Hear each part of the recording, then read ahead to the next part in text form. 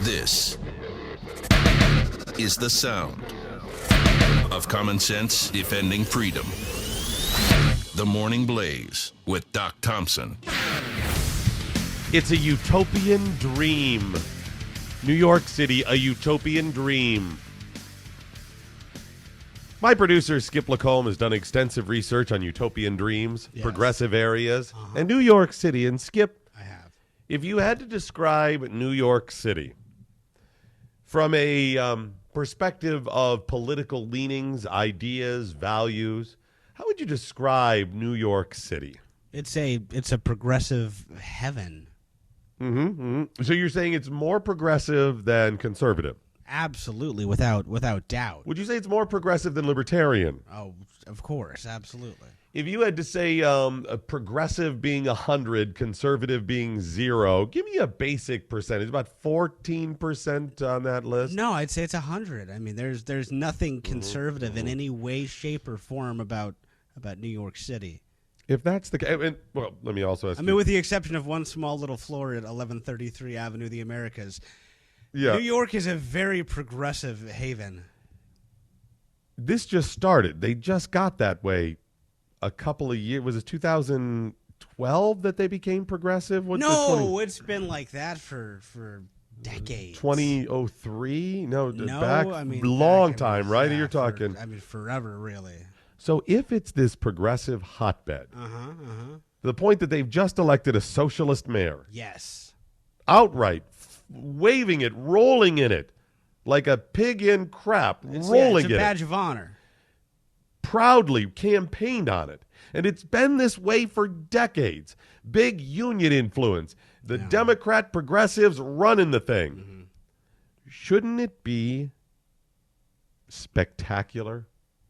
Shouldn't it be perfect? Shouldn't it at least be perfect with regards to their crazy ideas? Let's face it, progressives have co-opted education in America. The progressives run public education, right?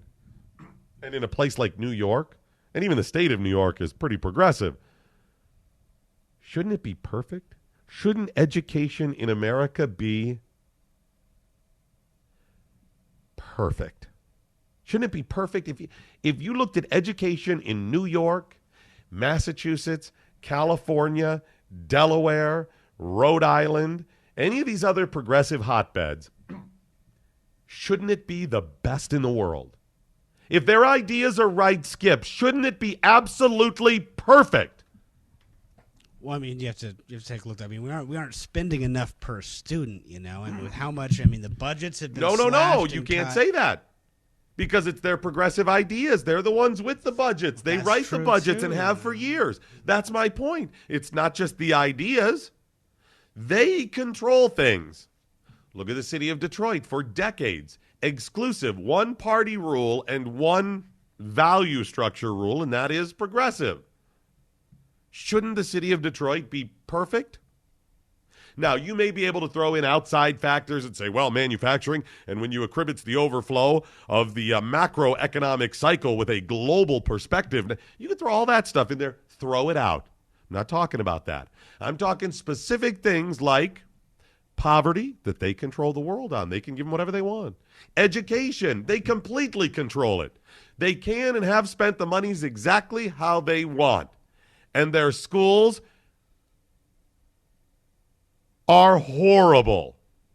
No, it's amazing. I mean, you see, they don't have that excuse that they haven't been able to do the things that they want to do. I mean, if you want to take a look at a very good example of progressive rule, of democratic omni rule, I mean, Detroit, like you said, is the perfect example. There's not been any sort of conservative influence in that city in 60 years. So that's what happens to a city under that control. You go city after city across America that have had that kind of control by progressives, and they're crap holes.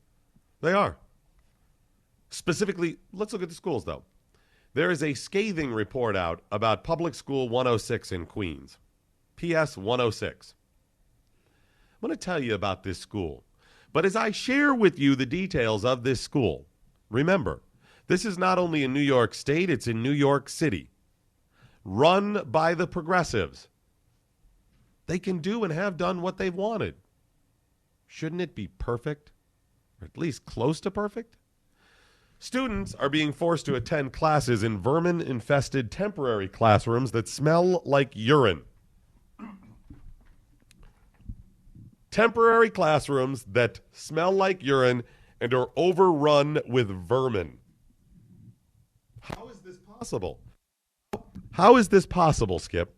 How is it possible that you have a school like that? Not only do you control the purse strings, not only are the taxes outrageous and more money filed into the schools, and over the last 50 years, the spending on public education has increased over and over again, especially in New York.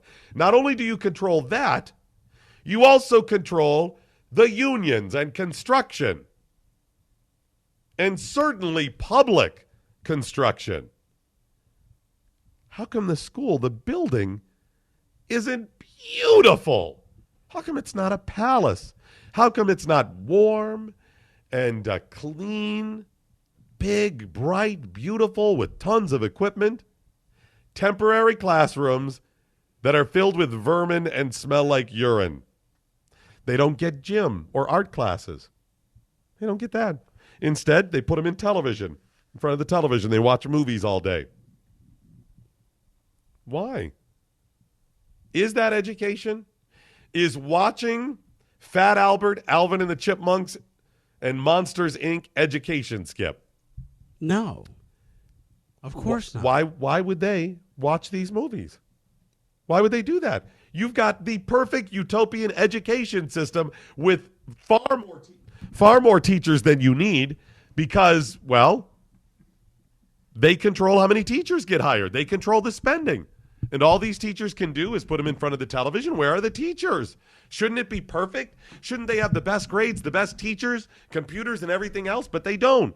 Temporary classrooms, vermin infested, smelling like urine, and all they do is sit there and watch movies instead of taking an art class or a gym class. The school's nurse office, they say it is, quote, woefully under-equipped. They don't even have cots for the kids to lay down on. There's no sink. The library is a complete wreck. The school doesn't even bother with substitute teachers. Students with learning disabilities don't have their required special education co-teacher that is required in New York based on progressive ideas and values. They have to have a special education co-teacher. You've made the rules in New York. How come it's not perfect? The principal at the school, Marcella Sills, she's 48 years of age. She doesn't show up to work. Why? Why wouldn't she show up? I'd be willing to bet money she's a progressive herself. The school's progressive, run by progressives. The state is, the city. She's not showing up to work, and she's the principal. Shouldn't it be perfect? We know under socialism, the ideas that progressives espouse, everything is redistributed. Everybody works the same amount, does the same amount, gets the same amount. And I've said crazy things like, yeah, but if you don't hold people accountable, they're not going to be accountable. She should be showing up every day, bright-eyed and bushy-tailed, trying to educate. Last Monday, Tuesday, she still didn't come to school. Well, she eventually showed up. She showed up at 3:30. 3:30. The New York Post found her at her home in Westbury, Long Island, all day. Then finally came out about 2:50 in the afternoon. That's about the time the school is dismissed. Maybe she was working from home. I understand why she'd want to work from home, because the school is a crap hole. But the kids still have to be there. When they saw her leaving her house, she was wearing a fur coat, driving her BMW. She showed up to school last Thursday and Friday. The staff says on the rare occasion she does show up for work, she gets in bright and early, about 11:30, noon, right through there. Really? Yeah, because I think the school times are different in New York. I think school starts at about 1 in the afternoon. And, no, it starts at the same time. Then she shows up that early. 7:30 a.m., I think. She makes $128,000 a year. This woman, I'm thinking, makes more than me, Skip, Cal, maybe not Rick as well, but pretty close. All of us combined. $128,000 a year. She doesn't show up to work. Obviously, paying her more money hasn't, ensured that she shows up at work. Paying her more money hasn't ensured that the kids have a clean, safe environment to be taught, that they are being taught as opposed to watching movies. Students in several grades told the New York Post last week about all the movies they watch, that nothing's actually happening. They're 5 months into the school year. Teachers still haven't gotten their most recent books or teachers' guides that they were supposed to have. Teachers cope by finding the materials online and printing them out, often on paper that they purchased themselves. The staff won't speak up against the superintendent, against the principal, because they're afraid. Because in the past, as Skip and I know, yes, schools protect teachers, the teachers' unions protect teachers, unless it comes down to their administrators, and then they throw the teachers under the bus. But this is the union utopian dream, the progressive dream, Skip. Clearly this is a failure. Whose fault is this then? I would say, crazy, that it's a progressive failure, that they're thinking about it wrong. But what would they say? Is it George W. Bush's fault somehow? No, I mean, and that's a really good question, is how did it get like this? I mean, they were running things what is the failure of it there? How is it possible that a school can be in this sort of disarray with the amount of money, the amount of control they've had? I mean, even if as we would argue that their policies are bad, even with that, how does it get to this point? I think I know what it is. What's that? I think it was when Chris Christie shut down the lanes. Stop. Somehow the vermin had. That's my only guess. Stop it. It could be the commercial they ran. Come to New Jersey. We're stronger than the storm. Somehow it ended up affecting the school. I'm sure it's George W. Bush's fault as well. Well, there was another interesting angle that I thought. You said that the perhaps the administrators of the school are trying to give these kids in Queens, right? They're trying to give these kids in Queens that real New York experience of vermin-filled rooms that smell like urine. Oh, you're right. It's like, listen, kids, a lot of you are going to stay around the area. Get used to vermin and urine. In case you need to hop on the subway, you're going to see a lot of rats. It's going to smell like urine. So you're telling me their classrooms are in the subway. Is that what you're saying? Exactly. The temporary housing classrooms. In Queens, New York, Public School 101 is holding their classes in the subway. How did it get this way? Well, we know that some of it comes down to Hurricane Sandy. A small portion of it, part of the school was damaged, and they had to move some of the kindergarten classes to temporary units in the yard. Schools all over America will take trailers, bring them onto the property if they can't build a new school. Portable. I think you've taught some of those. I have taken classes in portable buildings. That was in New Mexico. Correct. I had as well. Growing up, you see this happen. They can't always build it, but that's not the point here. The point here is New York is as progressive as any. Much more progressive in the area that I grew up in the schools, and those were progressive because that's what schools have become. Then why is it this way? What's the problem, progressives? What has happened? I challenge you. 888-900-3393. 888-900-3393. What is it? You've run the show for decades, and it sucks.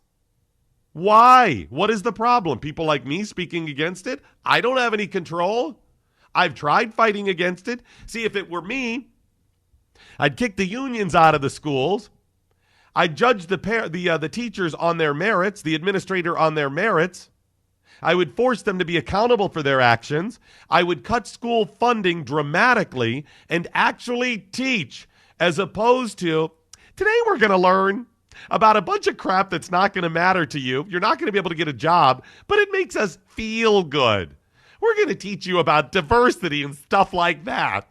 We're going to teach you about things that make us feel good, like saving the planet and recycling. I'd kick all that crap out and actually teach reading and writing and math and science and history without being skewed by nutcases like the faux science guy, Bill Nye. You could do that. But that isn't what we've done. And what happens? America falls behind the world each and every day. Another step down each and every day. The world is passing us by when it comes to educating our children. Who's been in charge? Who's been in running it? The teachers' unions, the progressives, the nutcases. They've been running it, and nobody is holding them accountable. So I challenge you, heads of the teachers' union, hey, principal, come on here. Sills, Principal Sills, come on, defend it. Progressives, any of you, President Obama, Arnie Duncan, explain it. The progressive, evil nutcases have been running education in America for decades, and this is the crap that's out there. Why? Defend it. 888-900-3393. 888-900-3393. I challenge you. Come on, where are you? The floor is yours. But you're not going to because you can't. It doesn't fit into your narrative. I'll get some of your calls coming up. You can also tweet at Doc Thompson Show and at Skip LeCombe. This is The Morning Blaze. The Morning Blaze with Doc Thompson. Mercury.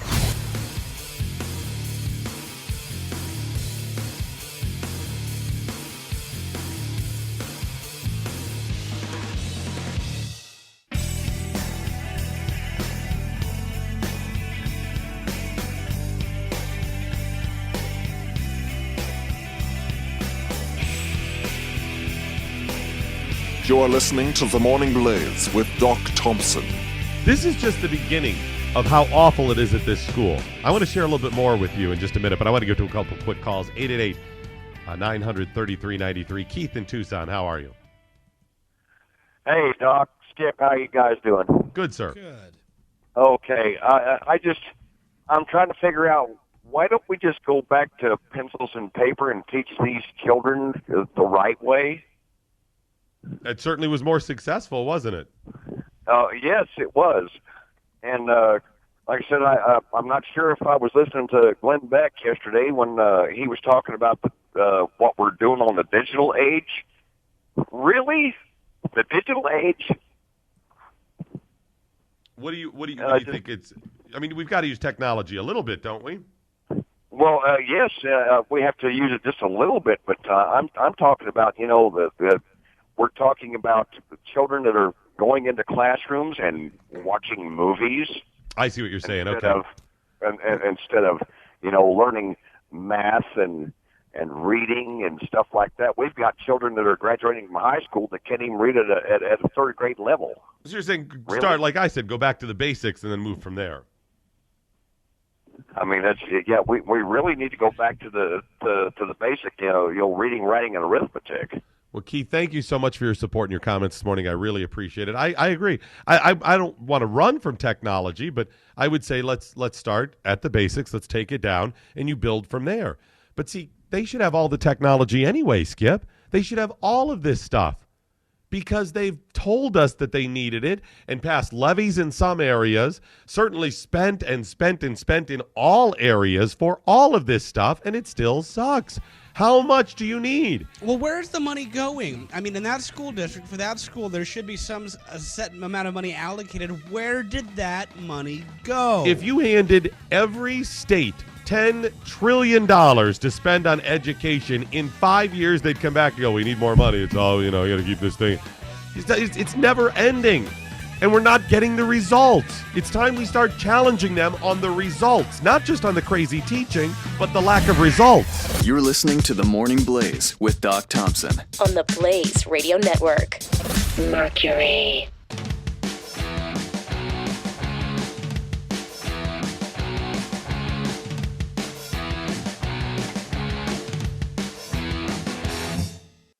This is the Blaze Radio News. I'm Robin Walensky. But I also want to assure the people of New Jersey today that what has occurred does not define us or our state. Another Bridgegate apology. New Jersey Governor Republican Chris Christie starting his annual State of the State address in Trenton, New Jersey, addressing the scandal. Now, the last week has certainly tested this administration. Mistakes were clearly made, and as a result, we let down the people we're entrusted to serve. much better. Before he moves on to the business of the state, which includes his controversial plan to extend the school day and the school year. It is time to lengthen both the school day and the school year in New Jersey.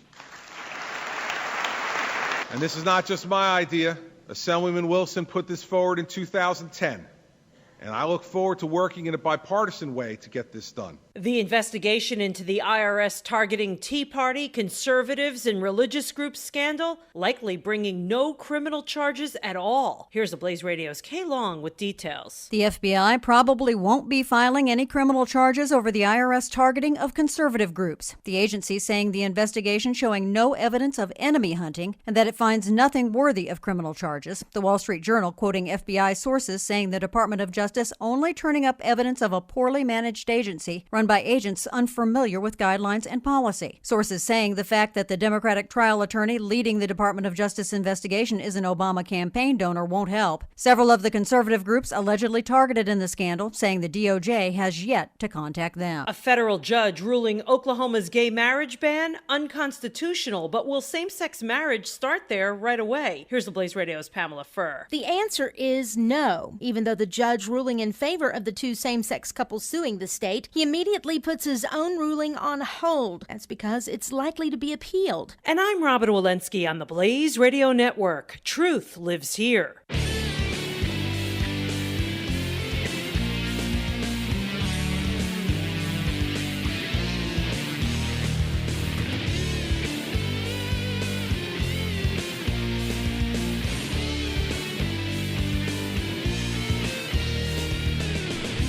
The Morning Blaze with Doc Thompson, 888-900-3393. Get some of your calls coming up. Actually, let's go to Michael Palka from the Blaze Newsroom. How are you, sir? Oh, Mike will be joining us in one moment. I want to ask him, because Mike's very familiar with New York City. He spent quite a bit of time around there. Oh, yeah. About this PS 106. Let me give you a little bit more about this school. This school, even though this principal, and you've seen the pictures, when she showed up the other day to school, she looked like she was heading to a nightclub. I know. I mean, I don't fault her. Listen, she's driving an expensive car. She can buy it how she wants. I mean, that's fine. But she's making far too much money. First of all, because she's not showing up. Second of all, because a principal should not be making $130,000 a year. I'm sorry. They just shouldn't. She's wearing a fur coat, mini skirt, fur boots. The only thing she's missing is the apple-bottom jeans.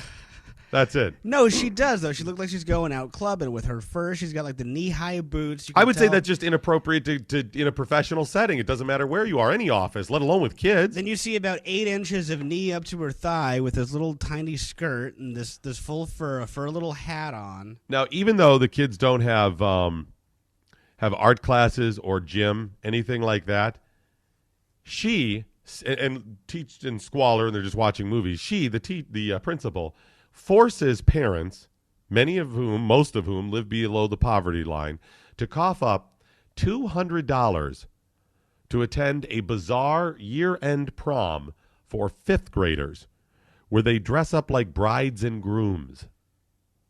I'm sorry, what? I don't understand it. It's brides and grooms? Okay, there's so many things wrong. First of all, you shouldn't be having a prom in fifth grade, period. Listen to me carefully. You shouldn't be having a prom in fifth grade. 11? 11 years old? You want to have a school dance? Have school dances. A prom? Something formal like that? No. Second of all, to force, if they are forced to go to this, attend or whatever, crazy. That's a whole nother. Right. And if you want to go, to say the price tag where you're not forced, but any school function like this, certainly in a poor area, that it's $200 to attend, you're off your rocker. You're off your nut. Finally, the fact that you're dressing up like brides and grooms, what is this? How creepy is this? This principal is creepy. She is bat crap crazy and creepy on top of it. I'm serious. The NSA needs to start looking at her computer. They need to start targeting this woman and find out what other crazy crap is going on. When I see stuff like that, it's major red flags that there is something else bubbling under here. Well, yeah, when you take a look, too, I mean, and I don't want to make any accusations out there, but we had that same type of talk when we went to Detroit, and there was a certain person in town who we had, our crazy filters went up. When my spidey sense tingles on something like this, it's worth investigating. There's something else going on. I don't know what it is. Well, I'm just saying investigate and this the lady. way in which she is dressed, walking around that school with young boys around too, that is inappropriate. It's inappropriate in any office, period. When you're sleazing around, you're dressing like that, fine, do it. But in public settings, most of us in our offices have a basic dress code. I would bet the school would not allow the students to dress this late because schools don't. There is a dress code. But she's dressing like she's going clubbing? When I was in school in the 90s, if there was a girl in school that was walking around dressed like that, she'd be sent to the principal's office. Yep. And then she'd be sent home and forced to change. When I was in high school, if anybody dressed anything like that anywhere around, they'd be sent home. After reading about the report, the chancellor of this school district in New York, Carmen Farina, got to the bottom of it. Well, is getting to the bottom of it. Because Carmen has assigned a deputy to check out the school. Who's the deputy?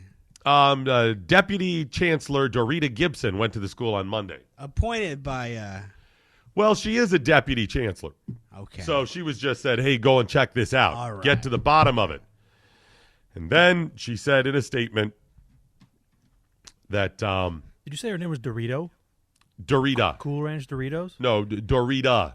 Oh, okay. Now I want Doritos. Thank you, Cal. Jeez, thank you for that. Appreciate that. The chancellor said, what was reported in the New York Post is unacceptable, and if true, will be immediately addressed. If true. Yeah. Reported? You're the chancellor.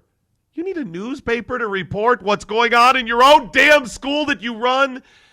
Skip, this is like somebody running a company and going, well, if I find out that that's really true, that that's happening in the next office that I'm supposed to be in charge of, you're in charge of it. If that is true, how is it possible that you don't know about that? If one of your principals is out not getting in school around that time, how is it possible that goes on for 1 week? It was 7 years. 7 years, they say.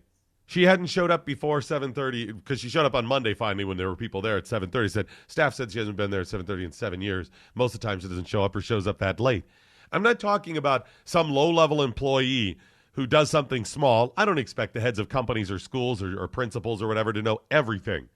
But when this school is vermin-infested, smells like urine, they're using movies instead of actually teaching, the principal does not show up. When she does show up, she's dressed like a hoochie. If this is all going on and you say, well, if it's true, it's unacceptable. How come you don't know if it's true? You should know. There doesn't have to be any investigation. If you're doing your job, you should know. This is President Obama not knowing about any of the scandals. This is Chris Christie, shocked to find out that somebody in his staff would target the mayor of Fort Lee. Shocked to find out that there may be a misappropriation of funds using his family in the commercials for tourism campaigns. Shocked. I'm so tired of people saying, I take full responsibility when they don't. It is your job to know this stuff. I'm going to get to the bottom of it. We're going to investigate. You should already know. And if you don't, you should be fired then. Michael Palka joins us now from the Blaze Newsroom. Mike, I am so frustrated by this stuff. I am so sick of people that are supposed to be leading who screw up, or somebody works for them screw up. They've got to have an investigation, and they say they take full responsibility, but there's no repercussions. There's no punishment for them.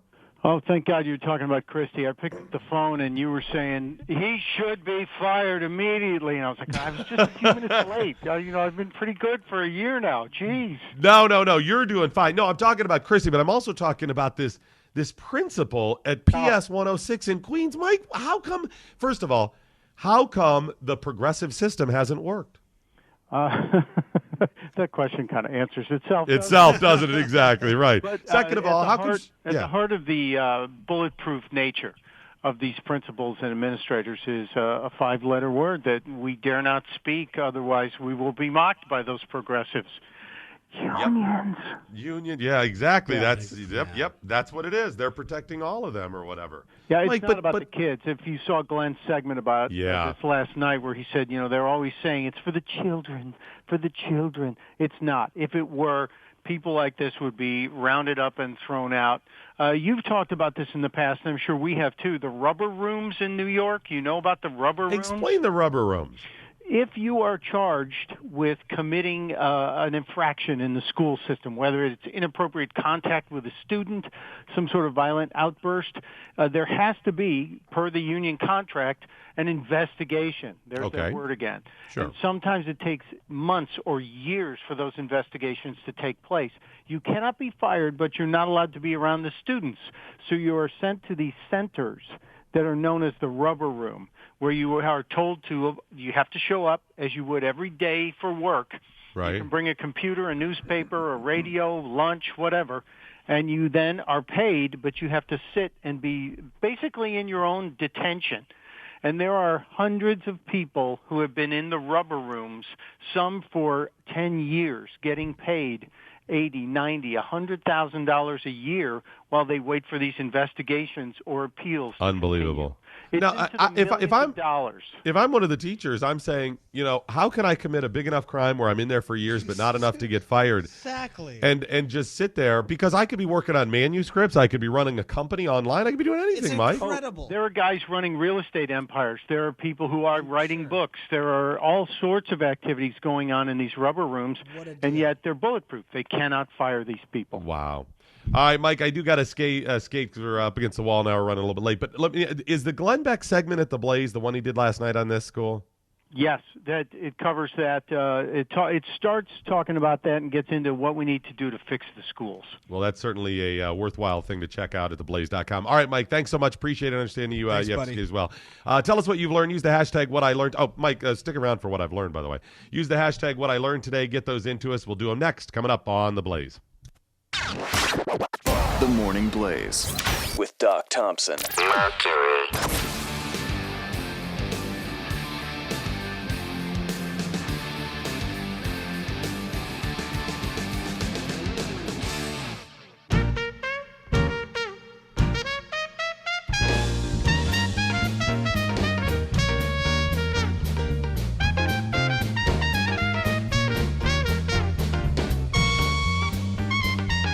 The Morning Blaze with Doc Thompson. All righty, that is it, ladies and gentlemen, the end of the Doc Thompson Show. But before we go, as always, let's find out what we learned today. We learned that apparently New York's PS 106 is teaching kids in the subway. That's their new classroom model. That's nice. We learned that Chris Christie believes his administration should be judged on the bell curve. By the way, I say bell curve, I don't mean... Hey, that's... We learned Miami is dangerous for Canadians. I don't think that has to do with their pasty skin, though. I don't think that has to... They're just so nice. They're vulnerable, eh? We learned Rhode Island isn't really an island. Iowa is better off if you're drunk. And New Jersey is New York's bitch. That's really mean, man. Finally, today I learned that Michael Palka learned punctuality from Principal Marcella Sills. Wow. Zing! There it is. Zing! Jeez. That's the principal from the PS 106. That's mean. Skip LeCombe, producer, what, if anything, did you learn today? I learned the U.S. Constitution rests in a constitution-free zone. That's really good. Yes, we learned the Sopranos have exactly 81 episodes. I know it's fact. I don't have to look it up. Yeah, we learned that from Robin. The way that was presented, we know that's true. We learned that Chris Christie thinks New Jersey deserves a better governor.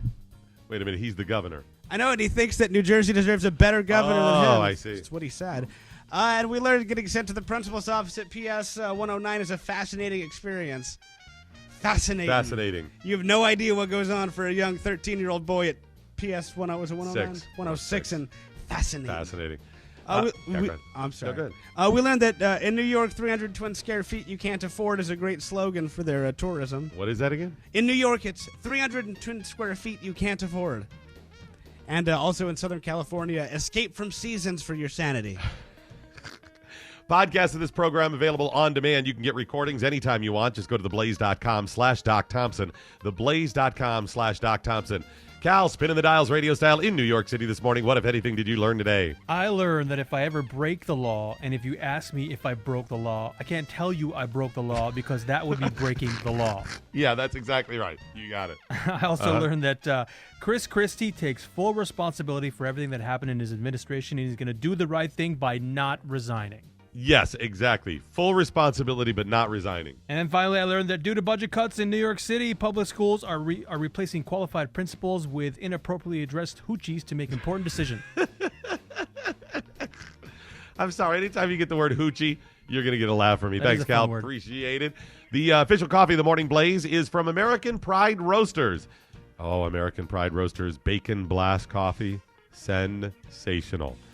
Those coffee drops with ground espresso beans. Check them out and get them at AmericanPrideRoasters.com. Skip LeCombe, what, if anything, did Rick answering the phones this morning learn today? Rick learned the NSA, like ADT security, provides peace of mind. Yes, they do.